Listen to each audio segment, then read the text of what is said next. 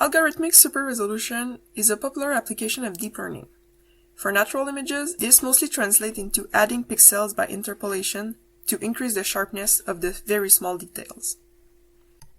It also has some early applications in medical imaging. In this case, increasing the resolution mostly means improving the contrast. For microscopy, however, superresolution means being able to image details that are smaller than the diffraction limit. This cannot be done by improving the contrast or by adding pixels by interpolation. It forces us to rethink the methods developed for superresolution for natural images and for medical imaging and adapt them to the specific case of microscopy. We propose a generative adversarial network that is not optimized by a standard pixel-wise loss function, but by comparing the result of a complementary task for the synthetic generated image and the ground truth image. We tried this method on 3 datasets of fixed cells and were able to draw conclusions regarding subdiffraction biological structures using only diffraction-limited confocal images. For the first dataset, the complementary task that optimizes the generator is the segmentation of F-actin rings in axons. Using only the synthetic STED images that were generated from the confocal images, we could assess the distribution of those subdiffraction rings.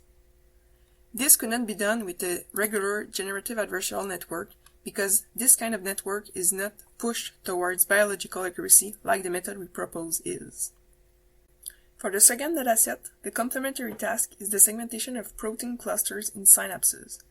We were able to assess the distribution of those clusters, including those whose distance is smaller than the diffraction limit, using images generated from the confocal images. For the third dataset, the task is the segmentation of 2 structures in dendrites, F-actin rings and fibers, both subdiffraction. As the activity increases, the proportion of rings in the dendrites decreases and the fibers increases. We could draw the same conclusion using only the synthetic STED images as using the real STED images. To take our method further, we wanted to reproduce this last result in live cells, which had never been demonstrated before because the repeated STED acquisitions necessary quickly photobleach the fluorophores, whereas the confocal does not.